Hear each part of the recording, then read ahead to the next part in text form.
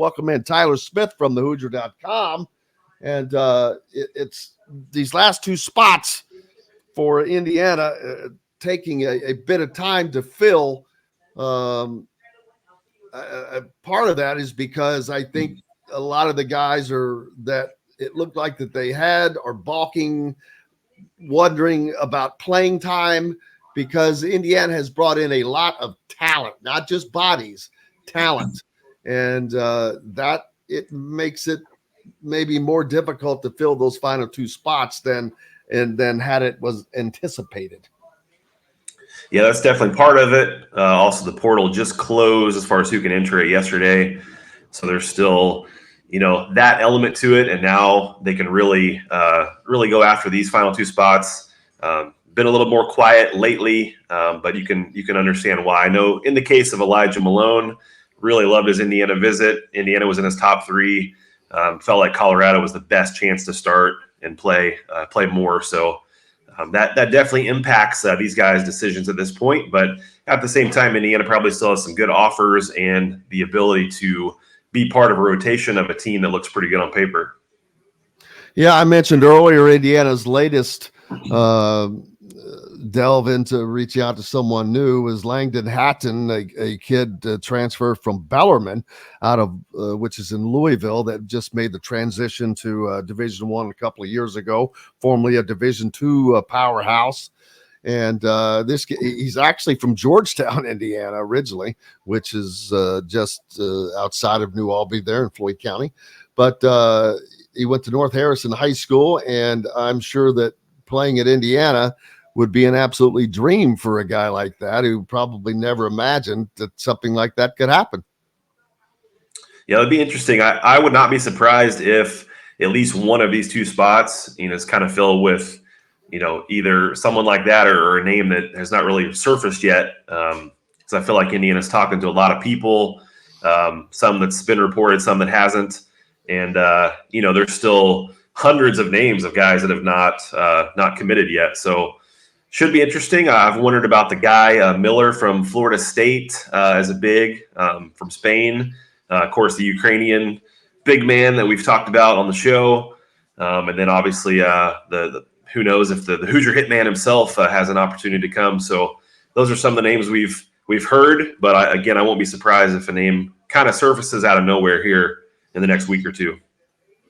And then two things of note from yesterday. First of which the first installment of a TBT team for Indiana alumni, and this is something that has been wanted by fans for a long time. It has taken a long time for it to come together to fruition, but now it looks like that has happened. And not only will that happen, they're going to get to play at Hinkle Fieldhouse, and Butler has a team in this. Purdue has a team in that same regional. So it's going to be a great thing for fans.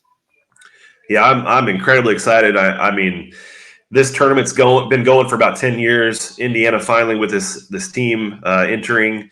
Can't wait to see how the rest of the roster shakes out. Troy Williams, Miller Kopp, Juwan Morgan are on board so far. So there's a lot of talk online, fans trying to see, would this guy consider, so it's going to be a blast. Single elimination tournament, 8 regions, the Butler region, Hinkle, the teams you mentioned, plus Valpo, Arkansas, just a ton of intrigue. And I love the placement of it right in the middle of summer when you're kind of, you've had a break from basketball for a bit, but you're really looking forward to some intrigue. I think tickets are pretty affordable, but if not, you can watch. A lot of games are going to be on ESPN. So really, really something to look forward to here in a couple months. Rex asking out in Yuma, why would Indiana be looking at Hemingway and Konstantinovsky? How about that? Boom. Yo, I can say it. Because first of all, Hemingway is a badass shooter. He can get his shot up over guys. He can drive to the basket. He's just been beset by injuries a little bit during his career, but other than that, he would be a great pickup. Yeah, you can't have enough shooting. It's kind of like in in baseball can't have enough pitching. You know, I see that a lot in the baseball world. Like, why we had pitchers when we've already got some, but you can never have too much, especially if it's a guy that calls himself the Hoosier Hitman. I mean, that nickname's pretty cool. So yeah, thing is, you always got to factor in injuries. Every year, it looks like Indiana's going to be deep, most years anyway, and then a couple guys go down, all of a sudden it shrinks. So if you have 11 or 12 that you feel comfortable with, you know, that's going to be better off not only for competition in practice, but guys go down, you still have plenty to play with. So that's an intriguing name at least. We'll see what happens. Yes. The other thing that came out of note yesterday was the Big Ten Conference game schedule for Indiana and for all teams for that matter. The 20-game schedule remains for right now, even though there have been 4 teams added to the slate, of course, with those Pac-12 teams coming in, Oregon, Washington, USC, and UCLA. And the home-only games for Indiana, again, are Illinois, Maryland, Michigan, Minnesota, Rutgers, UCLA, and USC. They will get those at home, and I've got to go and look to see, has UCLA ever played at Assembly Hall? I haven't had a chance to look that up yet since I thought of that, but I'll have to do that afterwards. Then on the road, Indiana will travel to to Iowa, to Michigan State, to Nebraska, Northwestern, Oregon, Washington, and Wisconsin. And then they'll have a home and away slate with Ohio State, Penn State, and of course, Purdue, their rivals. So it's going to be, I can't find an easy game on this schedule now. I'm like, okay, Illinois, you know, they're not going to be a walkover. Maryland's not going to be a walkover. Michigan's not going to be a walkover. Minnesota may be the closest to that right there. Rutgers has an incredible class coming in. UCLA and USC, I don't know what they're going to have. USC is, you know, they lost Bronny James, so we'll see. Michigan State. Nebraska has really picked it up. Iowa is Iowa. Northwestern is. I don't know what Northwestern's going to be like now that they've lost some critical parts to their squad. So, and then of course Penn State is the only other. Even though Indiana didn't fare so well against Penn State this past season, but I think next year is going to be a completely different story. But it's the new conference slate, man. You have got a whole new group of teams you've got to get through.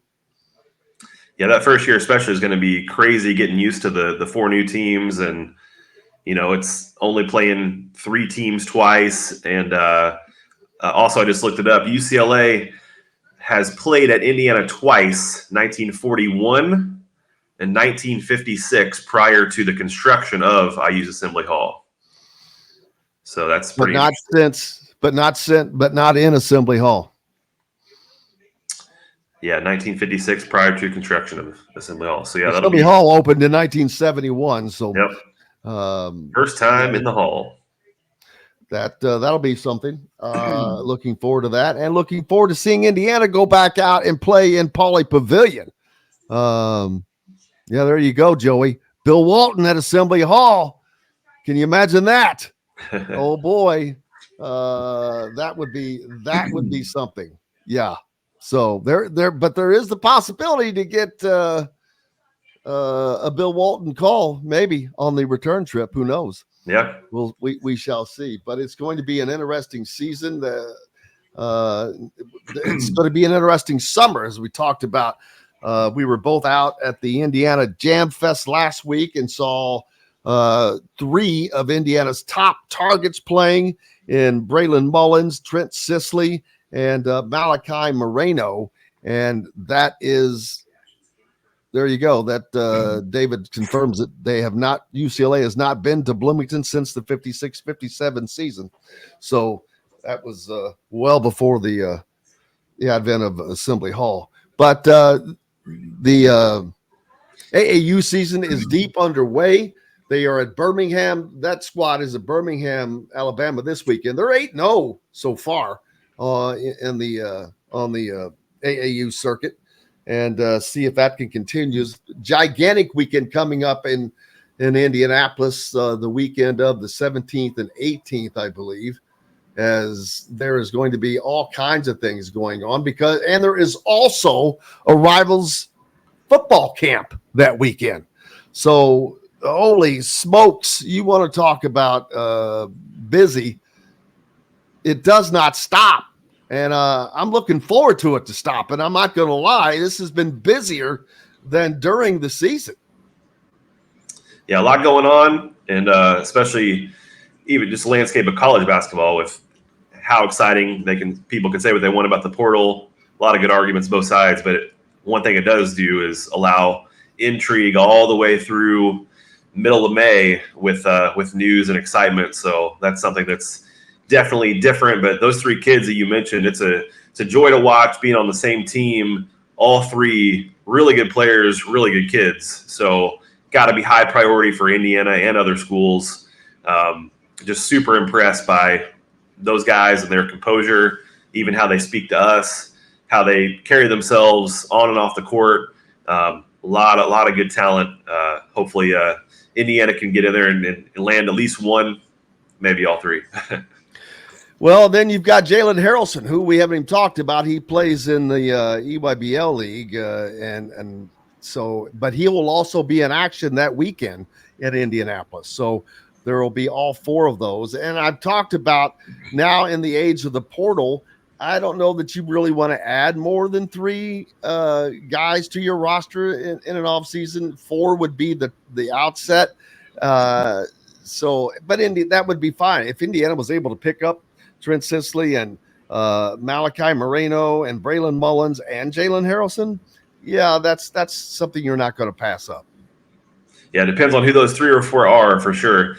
Indiana is still going to have a lot of spots again open next year.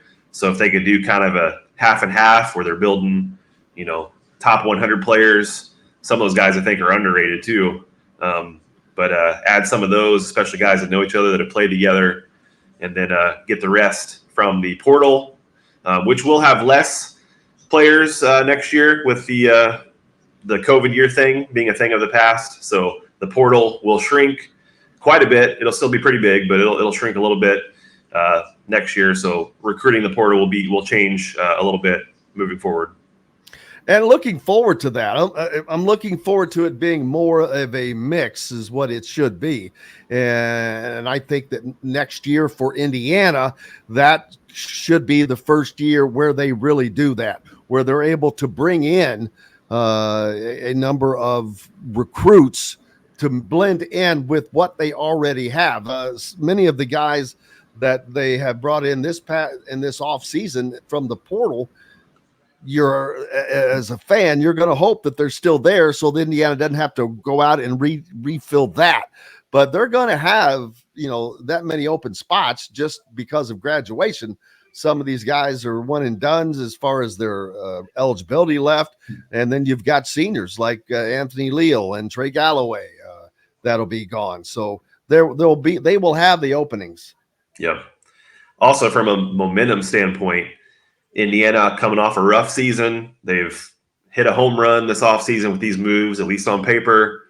Then if you can also land a big recruit or two, especially from Indiana or the Midwest, and you kind of feel like, all right, momentum is now building, and you start to see some direction of what they're trying to build here.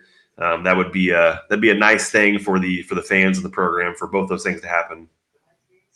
Yeah, and there's other players out there. Russell on the Andy Moore Honda hotline mentioning Malik Thomas, top point guard in the class of 2025. But you've got Jalen Harrelson as well. So that's going to be quite the battle. But we'll be keeping up with that. What's next up on the Hoosier.com? We'll keep you updated with those final two roster spots, also as the TBT roster. Every time they add to it, we'll have some news there and more AAU coverage in the coming weeks and months, and keep it right on rolling. Hoosier.com. Hello, everybody. Jim Coyle with Indiana Sports Beat Radio, and thank you for enjoying our content and videos. And make sure you hit that subscribe and notifications toggle so you don't miss out on anything, whether it's Indiana Hoosiers, the Boilers, the Colts, the Pacers, Indiana high school action, whatever's happening in sports. We're trying to bring it all to you, and make sure you don't miss out on a thing. Again, hit the subscribe button for us. Helps us out a ton. We appreciate each and every one of you. Thank you so much.